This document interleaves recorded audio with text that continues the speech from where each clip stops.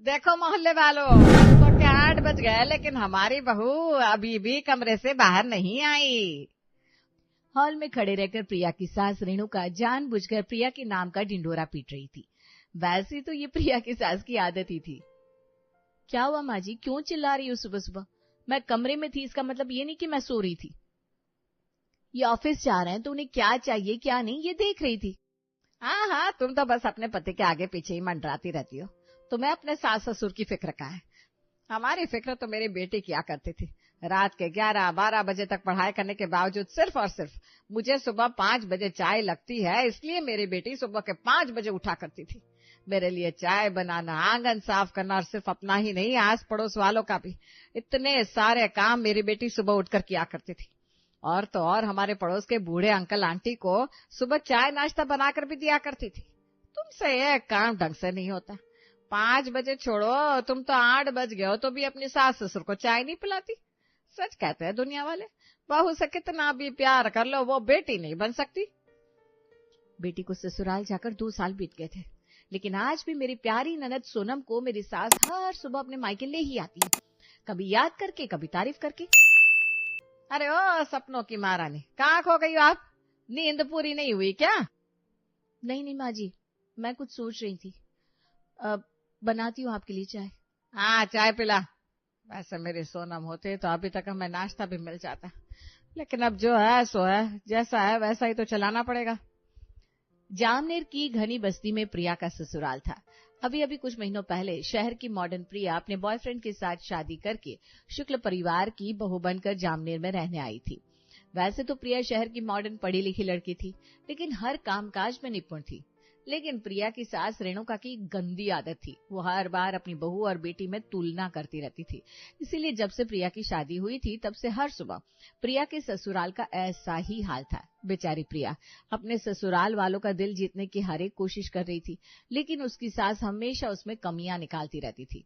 लेकिन फिर भी प्रिया अपनी सास की बातों को नजरअंदाज करके चुपचाप अपने काम किया करती थी। ऐसे ही एक दिन प्रिया अपने घर के रोज के काम खत्म करके घर के पंखे, खिड़कियां, दरवाजे साफ कर रही थी, तभी अरे ओ महारानी, क्या कर रही हो? ऐसे कोई खिड़कियां दरवाजे साफ करता है भला?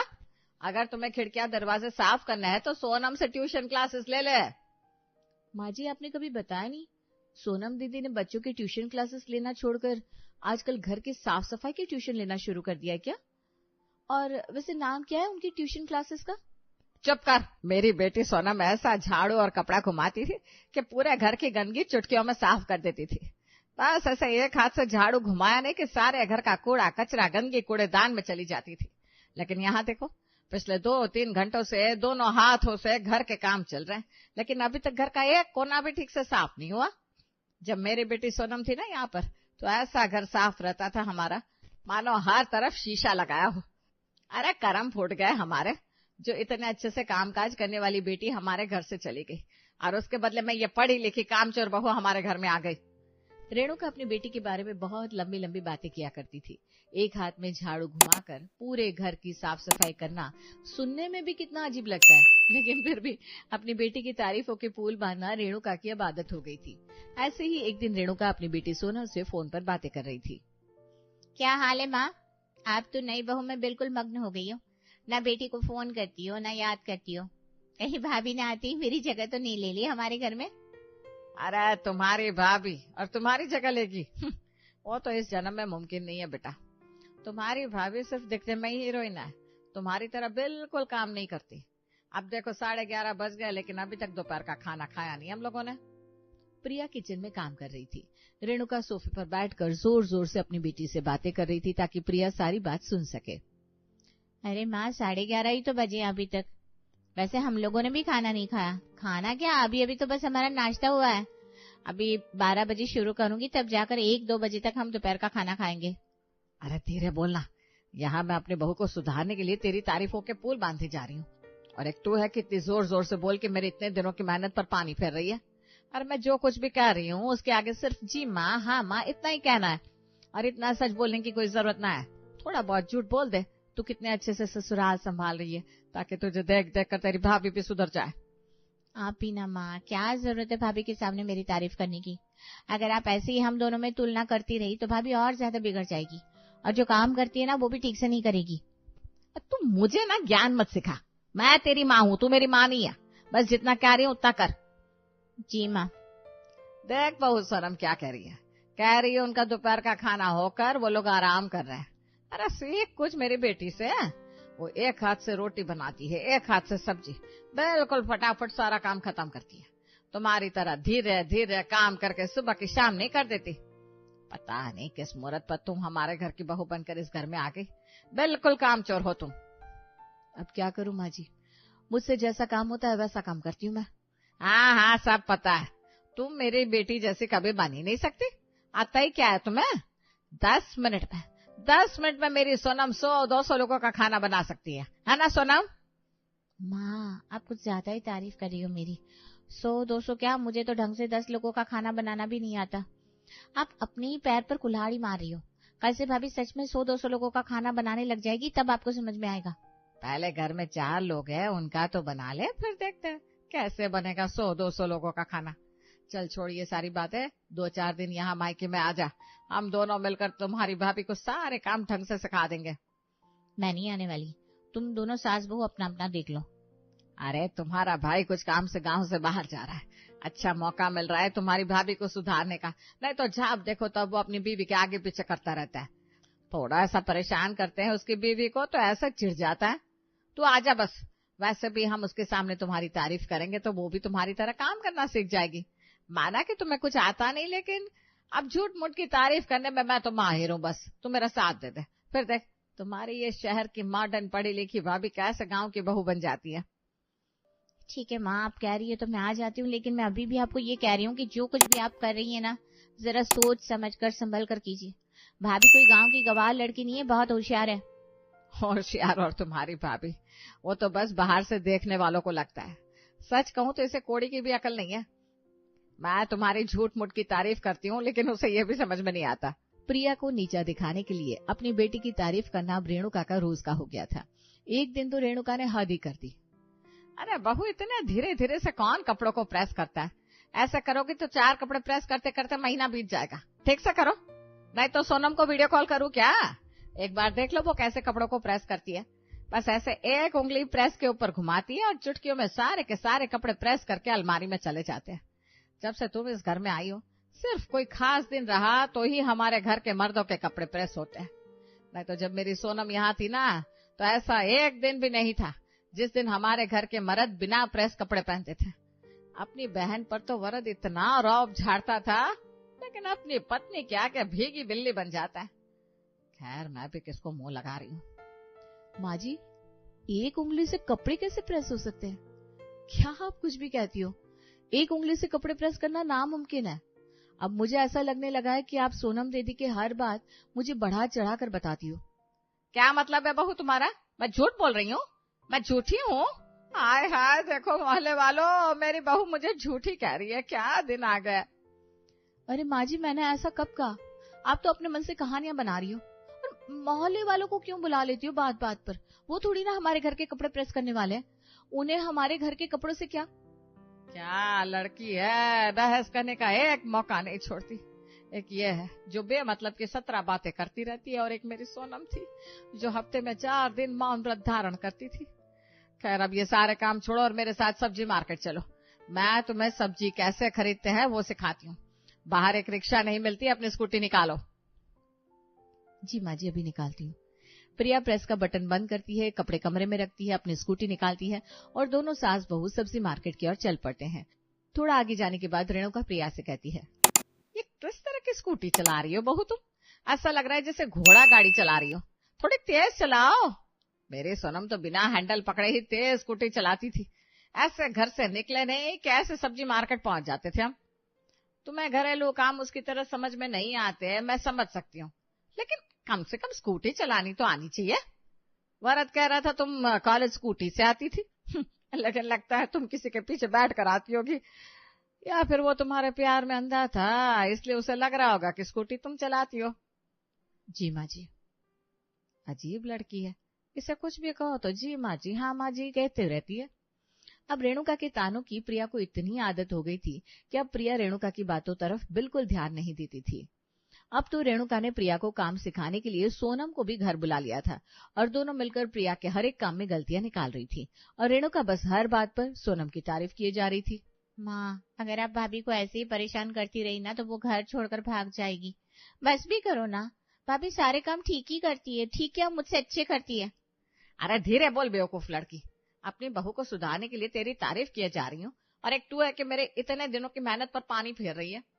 झूठ मूठ तू भी उससे कह दे, तू कितने अच्छे से घर संभालती थी जब अपने मायके में थी और अब अपना ससुराल भी कितने अच्छे से संभाल रही है। श्रीमती जी, बहू सुबह से काम कर रही है, अब तो कह दो कि उसने सब कुछ सही किया है। अगर वरद को पता चला कि आप उसे परेशान कर रही है तो वो अपनी पत्नी को लेकर शहर चला जाएगा, फिर बैठना अकेले घर के सारे काम करता है। आप ना चुप रहिए, आपको कुछ समझ में नहीं आता। मैं जो कर रही हूँ अपने घर के भले के लिए कर रही हूँ। अरे कौन सा भला? एक हाथ से प्रेस, एक हाथ से रोटी, एक हाथ से सब्जी कौन करता है? तुम्हारी बेटी को तो 2 हाथ से भी काम नहीं आते ठीक से, और तुम उसकी बेवजह तारीफ किए जा रही हो। आज तक आपको मेरी कोई भी बात सही लगी है जो ये लगने वाली है? लेकिन मैं आपको कह रही हूँ, बहू और मेरे बीच में मत आइए। रेणुका खुद तो प्रिया को परेशान किए जा रही थी और सोनम को भी परेशान करने के लिए मजबूर कर रही थी। ऐसे तैसे 2 दिन निकल गए। प्रिया के काम में गलतियां निकालने के लिए और खुद की तारीफ करने के लिए रेणुका ने सोनम को एक बड़ा नेकलेस दिया था। 2 दिन बाद अपने काम का मुंह बदला लेकर सोनम अपने ससुराल चली गई, लेकिन यहाँ रेणुका के घर में जो कुछ भी हो रहा था वो देखने लायक था। अगले दिन सुबह सुबह, बहू ये क्या कर रही हो? इतना बड़ा पतीला गैस पर क्यों रखा है?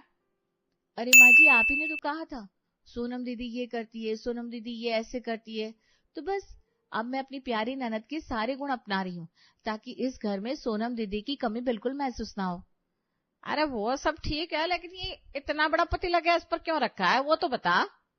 आप कहती हो ना, जब सोनम दीदी यहाँ रहती थी तब वो सिर्फ अपना ही नहीं आस पड़ोस वालों का भी आंगन साफ करती थी, तो आज मैं पूरे मोहल्ले की साफ सफाई कर रही हूँ, सुबह से उठकर कर रही हूँ। और हमारी सोनम दीदी तो सिर्फ पड़ोस वाले बूढ़े अंकल आंटी के लिए चाय बनाती थी, मैं तो आज पूरे मोहल्ले को चाय पिलाने वाली हूँ। और आज क्यों, रोज पिलाऊंगी। आप बस वो ज्यादा चाय पाउडर, दूध और शक्कर का इंतजाम करके रखना। अरे बहू लेकिन। माँ जी, आप ये लेकिन छोड़िए ना, अब बस मैंने ठान लिया है, चाहे जो हो जाए मैं आपको सोनम दीदी बनकर दिखाऊंगी, हर काम बिल्कुल उनके जैसे ही करूंगी। हे भगवान, अब ये लड़की पूरे मोहल्ले को रोज चाय पिलाएगी तो रोज का कितना खर्चा बढ़ जाएगा। और अगर ये इसी तरह हर रोज पूरा मोहल्ला साफ करती रही तो मोहल्ले वाले कहेंगे रेणुका की बहू पगला गई है, और ये बात वरद तक पहुंच गई तो फिर मेरी खैर नहीं। बुद्धि भ्रष्ट हो गई थी मेरी, जो इससे कहा कि मेरी सोनम पड़ोस के बूढ़े अंकल आंटी को चाय पिलाती है। प्रिया की बदलती हुई हरकतें देखकर रेणुका अपने माथे पर हाथ मार लेती है, लेकिन ये तो बस शुरुआत थी। असली मजा तो डाइनिंग टेबल पर आता है, जब प्रिया ने बनाई हुई रोटियां देखकर रेणुका रोटियों को देखती ही रह जाती है। बहू ये क्या है? ये रोटियां कम और हिंदुस्तान का नक्शा ज्यादा लग रही है। ऐसी रोटियां कौन बनाता है? अरे माँ जी, आज मेरा पहला दिन है ना, तो थोड़ी सी गलती हो गई, 2-4 दिनों में ठीक से सीख जाऊंगी एक हाथ से रोटियां बनाना। आपकी कसम माँ जी, मैं बिल्कुल दूसरा हाथ नहीं लगा रही थी, सिर्फ और सिर्फ एक हाथ से ही रोटियां बनाई है मैंने, और सब्जी भी सिर्फ एक हाथ से बनाई है। पापा जी जरा चख के बताइए ना सब्जी कैसी बनी है। बेटी, ये रोटियां देखकर सब्जी को हाथ लगाने का मन ही नहीं कर रहा। अरे क्या जरूरत है तुम्हें एक हाथ से रोटियां बनाने की? आज जो हुआ सो हुआ, कल से दोनों हाथ से ही खाना बनाना। नहीं पापा जी, चाहे 2 दिन लगे, महीना लगे या 4 महीने, लेकिन मैं एक हाथ से रोटियां बनाना सीख जाऊंगी, बिल्कुल सोनम दीदी जैसे। अरे बहू लेकिन। माँ जी, आप ये लेकिन छोड़िए ना, बस देखते जाइए मैं सारे काम कैसे फटाफट और चुटकी बजाकर करती हूँ। और हाँ, आज मैं एक उंगली से कपड़े प्रेस करने वाली हूँ, बिल्कुल सोनम दीदी जैसे। सुबह से दोपहर हो गई थी। प्रिया की हरकतों ने रेणुका के नाक में दम कर दिया था, लेकिन कोई कर भी क्या सकता था। रेणुका ही तो चाहती थी कि जो झूठ मूठ की कहानी रेणुका ने प्रिया को सुनाई है, प्रिया बिल्कुल वैसी बन जाए। थोड़ी देर रेणुका अपने कमरे में आराम करने जाती है, लेकिन उसे हॉल में कुछ जलने की गंध आती है। रेणुका हॉल में जाती है तो देखती है प्रिया सिर्फ एक उंगली लगाकर कपड़े प्रेस कर रही थी, और रेणुका जोर से चिल्लाती है, बहू ये मेरे मायके की साड़ी है, मेरे भैया ने मुझे कितने प्यार से दिलाई है।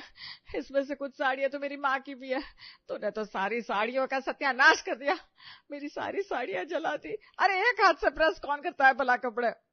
ये क्या बात हुई माँ जी, हमारी सोनम दीदी करती है ना, और आपकी 2-4 साड़ियां जल गई तो क्या हुआ, आपके भैया आपको और दिला देंगे। वो क्या है ना, मुझे एक उंगली से ठीक से कपड़े प्रेस करना नहीं आता, लेकिन अब मैं थोड़ा थोड़ा सीख रही हूँ, तो 2-4 दिन सबके कपड़े थोड़े थोड़े जल जाएंगे, लेकिन कुछ दिनों बाद एक उंगली से भी सही से कपड़े प्रेस होंगे। कितना मजा आएगा ना, पूरे मोहल्ले में बताओगी मेरी बहू बिल्कुल मेरी सोनम बेटी की तरह एक उंगली से कपड़े प्रेस करती है। हे भगवान, मैं अपना दुखड़ा किसको सुनाऊं? पता नहीं किस मुहूर्त पर मैंने इस लड़की को कह दिया मेरी सोनम ये करती है, मेरी सोनम वो करती है। इससे तो हर चीज का सत्यानाश करना शुरू कर दिया है। पहले पूरे मोहल्ले के लिए बेवजह चाय बनाई, फिर सुकून से जो रोटी खाते हैं वो खराब करती, और अब मेरी ये महंगी महंगी साड़ियां। पता नहीं इसकी ये सोनम जैसे बनने की कोशिश मेरे घर का और क्या हाल बनाएगी।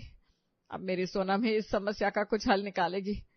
खुद से बड़बड़ाते हुए रेणुका अपनी बेटी सोनम को फोन घुमाती है और प्रिया की सारी हरकतें बताती है। मैम, मैंने आपको पहले ही बताया था, ये झूठ मूठ की तारीफ करके मेरे बारे में बढ़ा चढ़ा कर भाभी को बताने से आप अपनी पैर पर कुल्हाड़ी मार रही हो। तब आपने मेरा कुछ सुना ही नहीं। अब ये आप सास बहू के बीच का मामला है और जो कुछ भी हुआ है वो आपकी वजह से हुआ है, इसलिए अब ये सब कुछ आप ही ठीक कीजिए। हे भगवान, अब तो मेरी बेटी ने भी मेरा साथ छोड़ दिया। अब आप ही कुछ मुझे बुद्धि दीजिए ये सब कुछ ठीक करने के लिए।